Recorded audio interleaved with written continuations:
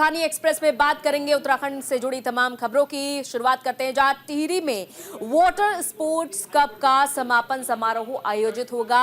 CM Dhami ने समापन समारोह में शिरकत की। इस दौरान सीएम धामी विजेता खिलाड़ियों को सम्मानित उन्होंने किया। 22 राज्यों के 400 खिलाड़ियों ने प्रतिभाग किया। इस दौरान क्वालिफाई करने वाले 38वां राष्ट्रीय खेल में हिस्सा लेंगे और 10 दिसंबर को वाटर स्पोर्ट्स कप का आगाज हुआ था। खेल मंत्री रेखा आर्या ने किया था स्पोर्ट्स कप का उद्घाटन। तो तृतीय टिहरी वाटर स्पोर्ट्स कप 2024 के समापन समारोह में सीएम धामी आज टिहरी पहुंचे। टिहरी वाटर स्पोर्ट्स कप का आगाज 10 दिसंबर को हुआ था, जिसका उद्घाटन प्रदेश के खेल मंत्री रेखा आर्या ने किया था और इस मौके पर सीएम धामी ने विजेता खिलाड़ियों को सम्मानित किया। बताते चले, टिहरी वाटर स्पोर्ट्स कप में क्वालिफाई करने वाले खिलाड़ी 38वें क्वालिफायर राष्ट्रीय खेल में प्रतिभाग करेंगे और सीएम धामी ने अपने संबोधन में कहा कि मेरा शुरू से मानना रहा है कि टिहरी झील सिर्फ ऊर्जा उत्पादन और जल प्रबंधन के क्षेत्र में ही नहीं, बल्कि साहसिक खेलों की दृष्टि से भी प्रदेश को नई ऊंचाइयां देंगी।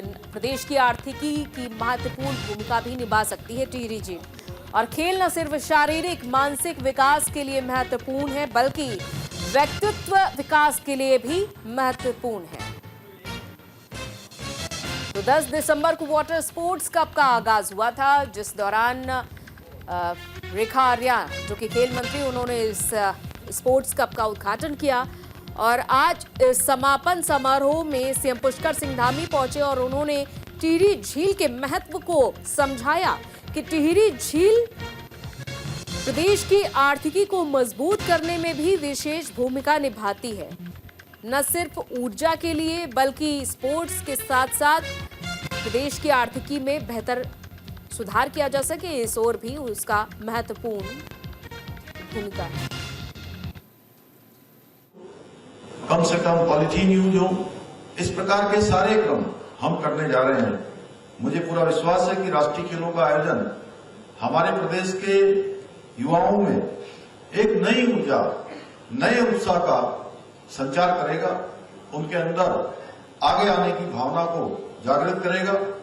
साथ ही इसके माध्यम से हम खेल इंफ्रास्ट्रक्चर को भी और अधिक मजबूत बना सकेंगे, क्योंकि जगह जगह पर प्रतियोगिताएं होनी है। जहां भी प्रतियोगिताएं हो रही हैं, वहां पर खेल का इंफ्रास्ट्रक्चर बनाया जा रहा है।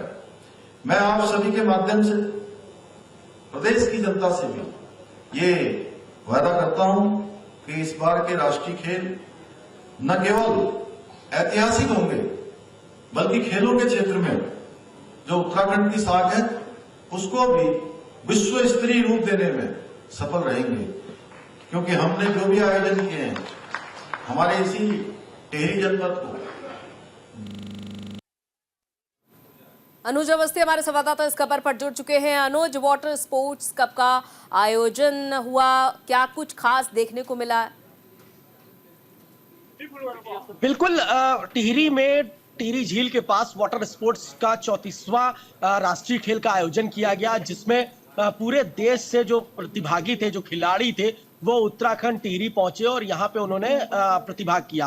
आयोजन के समय खेल मंत्री रेखा आर्या ने इसका उद्घाटन किया था और आज मुख्यमंत्री पुष्कर सिंह धामी ने इसका समापन किया। मुख्यमंत्री ने साफ किया कि टिहरी में वाटर स्पोर्ट्स को लेकर के बहुत ही आयाम यहाँ पे होने वाले हैं और राष्ट्रीय नहीं, अंतर्राष्ट्रीय लेवल पे हम इसको लेकर के जाएंगे। इसके अलावा मुख्यमंत्री ने टिहरी में 3 परियोजनाओं का सौगात भी दी। टिहरी में पंपिंग योजना हो, खेल विश्वविद्यालय हो और साथ ही साथ यहाँ की जो लोकल एक्टिविटीज है उनको बढ़ाने के लिए मुख्यमंत्री ने इस बात को बोला कि उत्तराखंड में अंतर्राष्ट्रीय खेलों को लेकर के जो मेजबानी कर रहा है उत्तराखंड, उसके लिए अब ये उत्तराखंड के लिए गौरव की बात है।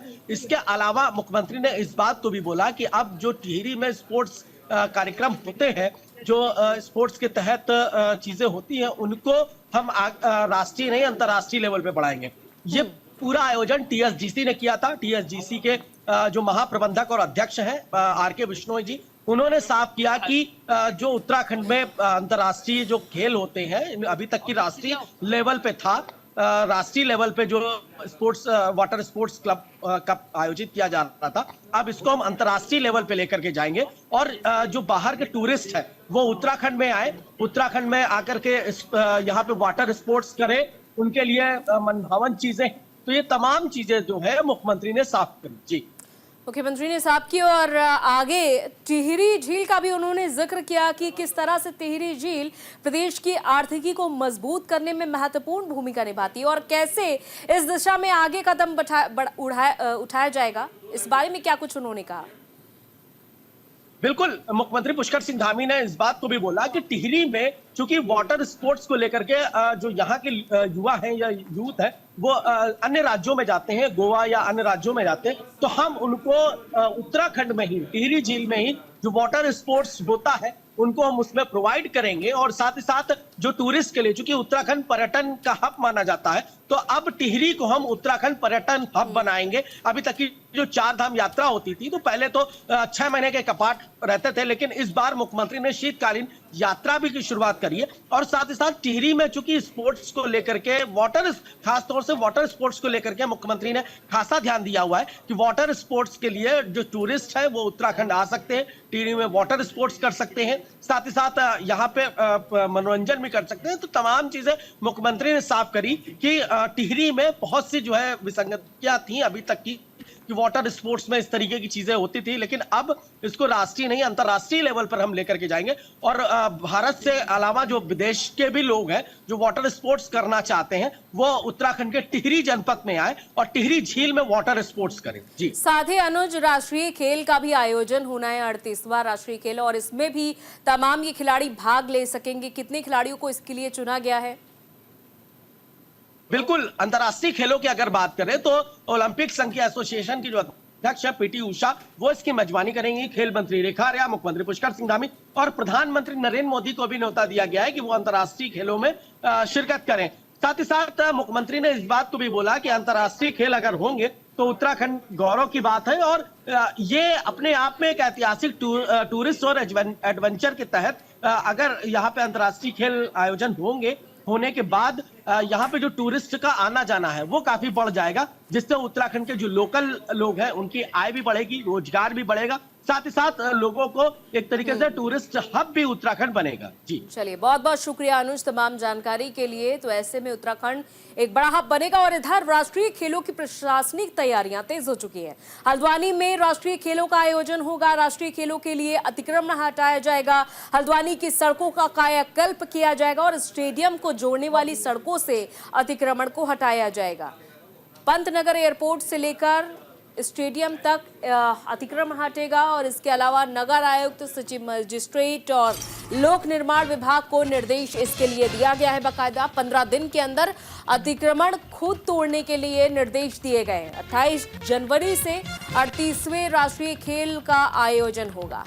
उत्तराखंड में 28 जनवरी 2025 से राष्ट्रीय खेल होने जा रहे हैं और राष्ट्रीय खेलों का समापन हल्द्वानी के अंतर्राष्ट्रीय स्टेडियम में होना है और इसको देखते हुए नैनीताल जिला प्रशासन ने तैयारियां शुरू कर दी है। एयरपोर्ट से लेकर स्टेडियम तक और रेलवे स्टेशन से लेकर स्टेडियम तक सभी सड़कों के सौंदर्यीकरण और चौड़ीकरण का कार्य तेजी के साथ किया जा रहा है। स्टेडियम को जाने वाली सड़क का चौड़ीकरण का कार्य होना है और इसी को देखते हुए अब जिला प्रशासन चौड़ीकरण में जद में आ रहे अतिक्रमण का चिन्हीकरण करते हुए 15 दिन के समय में स्वतः अतिक्रमणकारियों को अतिक्रमण तोड़ने के निर्देश उन्होंने दिए हैं। बुधवार को नगर आयुक्त, सिटी मजिस्ट्रेट और लोक निर्माण विभाग के अधिकारियों ने तिकोनिया से रेलवे स्टेशन तक सड़क का मुआयना किया। दोनों तरफ अतिक्रमण की नपाई करने और 15 दिन के भीतर अतिक्रमण को खुद तोड़ने के उन्होंने निर्देश दिए हैं। तो 15 दिन का समय दिया गया है और 15 दिन के भीतर खुद अतिक्रमण लोगों को हटाना होगा, इसके निर्देश दिए गए हैं। साबित हैं जनवरी और फरवरी में। इसमें नगर निगम, पीडब्ल्यूडी, राजस्व विभाग और हमारे जिला प्रशासन की टीम ने आज इंस्पेक्शन किया है। जहां पर नालियों की समस्या है उसको दूर करने के लिए हमने अपनी टीम को निर्देशित किया है, परंतु सड़क की कंडीशन ठीक नहीं है, पहले से उसको और बेहतर किया जाना है। तो इसमें पीडब्ल्यूडी निर्माण कर रहा है, उसमें कुछ अतिक्रमण की जद में कुछ दुकानें आ रही हैं, तो उनको एक पूरी न्यायिक प्रक्रिया को पालन करते हुए उनको नोटिस दिया जाएगा और उसके बाद आगे की जो कार्रवाई वो की जाएगी। रेलवे से संबंधित जो आपने प्रश्न किया है, रेलवे में जो भी प्रॉब्लम्स है उसको हम रेलवे के जो संबंधित उच्च अधिकारी उनको अवगत भी कराएंगे और जिला प्रशासन पूर्णतया उनको सहयोग करेगा और हमारी पूरी टीम डीएम मैडम के निर्देशन में अच्छा राष्ट्रमंडल खेल कराने के लिए तत्पर है।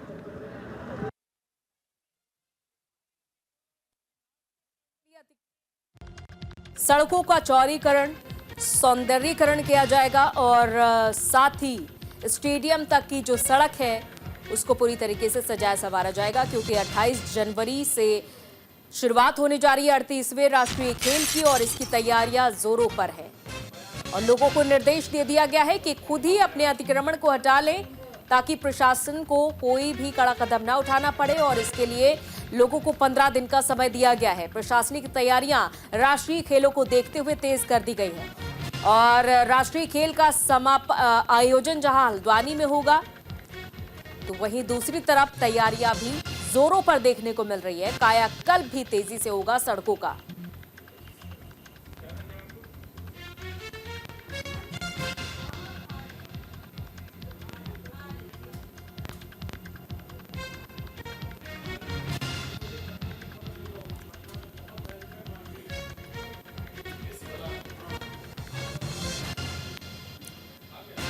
राष्ट्रीय खेलों की प्रशासनिक तैयारियां तेज कर ली गई है और वो दिन भी दूर नहीं जब 28 जनवरी को राष्ट्रीय खेल का आयोजन होगा हल्द्वानी में, जहां तमाम क्षेत्र के युवा खिलाड़ी जुड़ेंगे और अपनी अपनी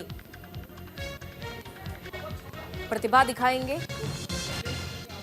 28 जनवरी 2025 को स्टेडियम पूरी तरीके से तैयार कर लिया गया है इसके लिए और इंतजाम भी प्रशासन की ओर से किए जा रहे हैं। कोई भी चूक ना हो इसका भी विशेष ध्यान रखा जा रहा है इन खेलों को देखते हुए और साथ ही अतिक्रमण जो बड़ी समस्या है सड़कों पर खास तौर पर उसे हटाने के निर्देश भी प्रशासन की ओर से दे दिए गए हैं कि आप खुद अतिक्रमण हटा लें। 15 दिन का आपके पास समय है।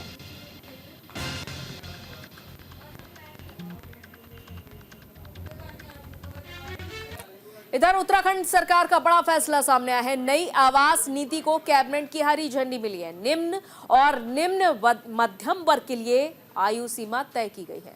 पहली बार बाकली शैली में आवासीय परियोजनाएं लाभार्थियों को 5,25,000 रुपए तक का अनुदान मिलेगा।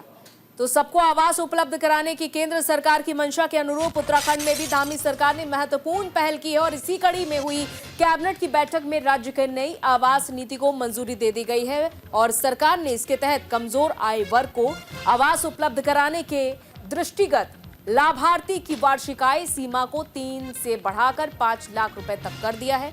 पहली बार निम्न और निम्न मध्यम वर्ग के साथ ही सामान्य वर्ग के लिए भी वार्षिक आय सीमा निर्धारित की गई है। आवास नीति में पहली बार पर्वतीय क्षेत्र बाकली शैली की आवासीय परियोजनाओं को प्राथमिकता दी गई है। बाकली शैली की आवासीय परियोजना में लाभार्थियों को 5,25,000 रुपए का अनुदान मिलेगा, जबकि अन्य आवासीय परियोजनाओं में केंद्र और राज्य का यह अनुदान मिलाकर कुल 4 लाख रुपए होगा। और यही नहीं, सरकार ने आवासीय परियोजनाओं के विकासकर्ताओं को भी भू उपयोग परिवर्तन समेत अन्य शुल्क में छूट दी है।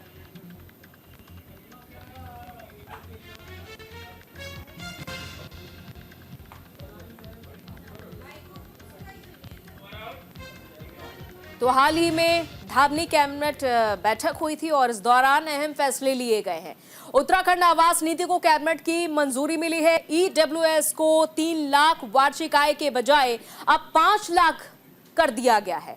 एलआईजी के लिए 5 से 9 लाख सालाना आय जरूरी रखी गई है। एलआईजी और लोअर मिडिल ग्रुप में भी आवास होंगे। आवश्यकता पूरी करने को रियायतें दी गई हैं। सेलिंग प्राइस तय कर दिया गया है। ईडब्ल्यूएस का आवास 9 लाख और एलआईजी का 14 लाख होगा। एलएमआईजी के लिए 25 लाख होगा। स्टेट की सब्सिडी 1.5 लाख से 2 लाख की गई है और इसके अलावा स्टाम्प ड्यूटी में भी छूट मिलेगी। प्रदेश के ट्रांसजेंडर बोर्ड के गठन को मंजूरी मिल चुकी है। वाहन चालकों को 3,000 रुपए प्रति साल के हिसाब से वर्दी भत्ता भी मिलेगा। बार्कली रो हाउसिंग का प्रोजेक्ट लगाने वालों के लिए पहली बार लाया गया है। तो ये अहम प्रस्ताव जिन पर मोहर लगी है उत्तराखंड में कैबिनेट बैठक के दौरान और बड़े फैसले उत्तराखंड के लिए लिए गए हैं। उत्तराखंड वासियों के लिए कई अहम फैसले लिए गए हैं, जिसमें कि वाकली शैली में आवासीय परियोजनाएं बनेंगी और इससे तमाम लाभार्थियों को लाभ मिलने वाला है। लाभार्थियों को 5,25,000 रुपए तक का अनुदान मिलेगा। तो उत्तराखंड सरकार का ये बड़ा फैसला सामने आया है। इधर राष्ट्रीय खेलों की एक बार फिर से हम बात करते हैं, जहां प्रशासनिक तैयारियां जोरों पर है। हल्द्वानी में राष्ट्रीय खेलों का आयोजन होगा। राष्ट्रीय खेलों के लिए अतिक्रमण को हटाया जाएगा और हल्द्वानी की सड़कों का कायाकल्प होगा। स्टेडियम तक को जोड़ने वाली सड़कों से अतिक्रमण हटाया जाएगा। संजय पुनीर हमारे संवाददाता इस खबर पर जुड़ चुके हैं। संजय, अतिक्रमण को हटाने का निर्देश प्रशासन की ओर से दिया गया है, 15 दिन का समय भी दिया गया है। तैयारियां कैसी देखी जा रही हैं और इसके लिए इंतजामात कैसे हैं कि अतिक्रमण हटेगा तो लोगों के लिए व्यवस्थाएं कैसी? तो देखिए लगातार हम उत्तराखंड सरकार की अगर बात की जाए तो अतिक्रमण को लेकर बड़ी कार्रवाई की जा रही है। तो जहाँ एक और नैट के हाथ पर कार्रवाई की जा रही है, लगातार ही तमाम जनपदों में से अतिक्रमण है उसे हटा रहे हैं। तो वही सब को लेकर भी तैयारी है, तो तैयारी है वो हो गई है।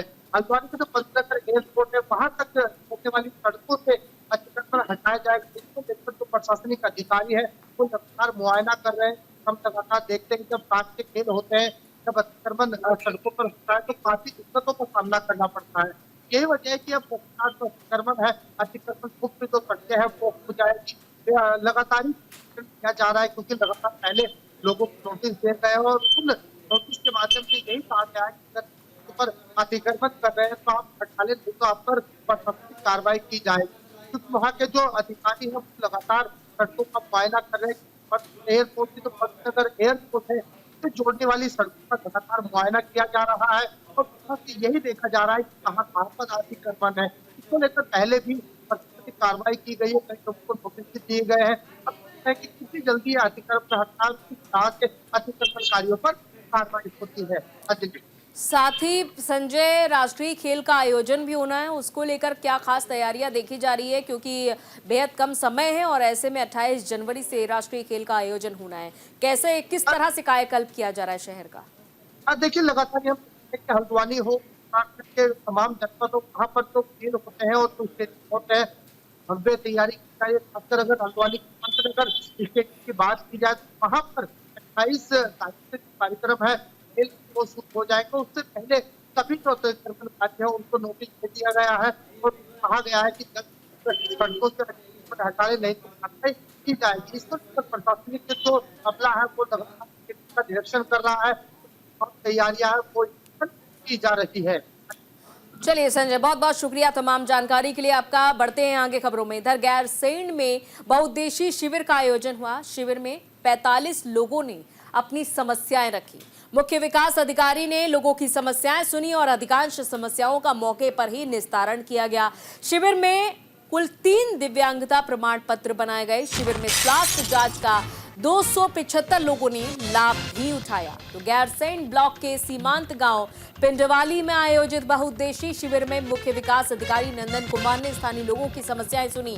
शिविर में ग्रामीणों की 45 समस्या और शिकायतों में से अधिकांश का मौके पर निस्तारण किया गया। शिविर में 275 से ज्यादा लोगों की निःशुल्क स्वास्थ्य जांच के साथ ही मौके पर 3 दिव्यांग प्रमाण पत्र बनाए गए। विभागीय स्टॉल के माध्यम से विविध प्रमाण पत्र मौके पर जारी करने के साथ ही सरकार की जन कल्याणकारी योजनाओं की जानकारी देकर स्थानीय जनता को लाभान्वित किया गया। सीमांत गांव पिंडवाली में पहली बार बहुउद्देशीय शिविर आयोजित होने से क्षेत्रवासियों ने आभार भी व्यक्त किया है और इस दौरान मुख्य विकास अधिकारी का स्वागत किया गया।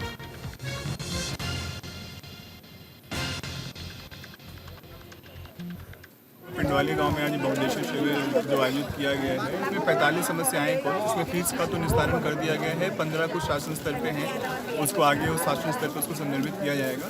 साथ ही यहाँ पे स्वास्थ्य शिविर भी लगाए गए हैं जिसमें 100 से अधिक लोगों ने OPD करवाए। कुछ यहाँ पे दिव्यांग प्रमाण पत्र भी बनाए गए और जितने भी अधिकारी आए उनको यही कहा गया है कि जितने भी समस्याएँ हैं उसको त्वरित समाधान करें। इसको टाइम बाउंड मैनर में इसको मॉनिटर भी किया जाएगा। चलिए खबरों में आगे बढ़ते हैं, जहां विकास नगर से खबर है अगली। विकास नगर में सैनिक कार्यालय का शुभारंभ हुआ। गणेश जोशी ने कार्यालय का शुभारंभ किया और मंत्री गणेश जोशी ने सरकार की उपलब्धियां गिनाई। विकास नगर के सैनिक कल्याण और कैबिनेट मंत्री गणेश जोशी ने हरबर्टपुर में जिला सैनिक कल्याण कार्यालय का शुभारंभ किया। इस दौरान कैबिनेट मंत्री गणेश जोशी ने कहा कि अब पूर्व सैनिकों को देहरादून के चक्कर नहीं लगाने पड़ेंगे। विकास नगर के हरबर्टपुर में कार्यालय के शुभारंभ कार्यक्रम में क्षेत्र के सैकड़ों पूर्व सैनिक भी मौजूद रहे। बताते चले कि यहां करीब 14,000 से ज्यादा पूर्व सैनिक निवास कर रहे हैं, जिनको पहले सैनिक कल्याण से जुड़े कार्यों के लिए देहरादून के चक्कर लगाने पड़ते थे और अब यहां जिला सैनिक कल्याण का कार्यालय का शुभारंभ हो जाने से काम करवाने में आसानी होगी।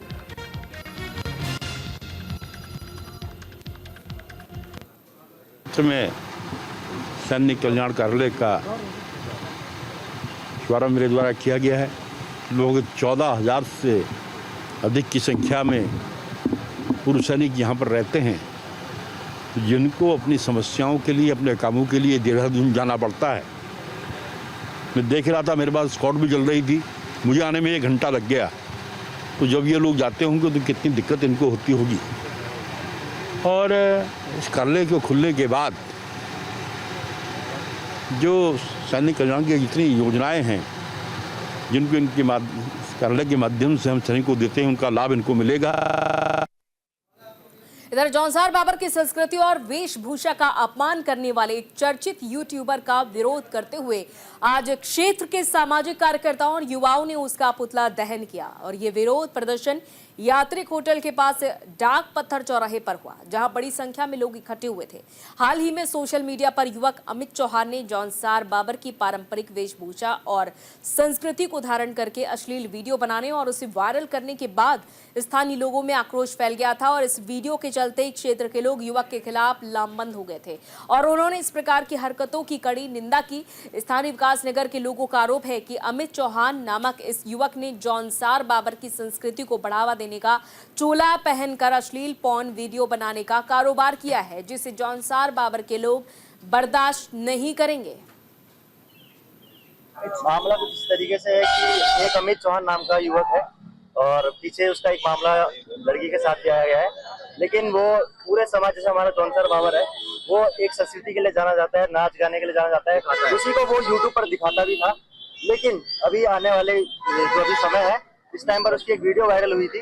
उसके बाद जब उसका चेक करा गया तो उसका एक चैनल बना हुआ है जिसमें वो वीडियो प्रॉपर्ली डालता रहता था महीने में, बहुत सारी वीडियोस उसमें आई भी है।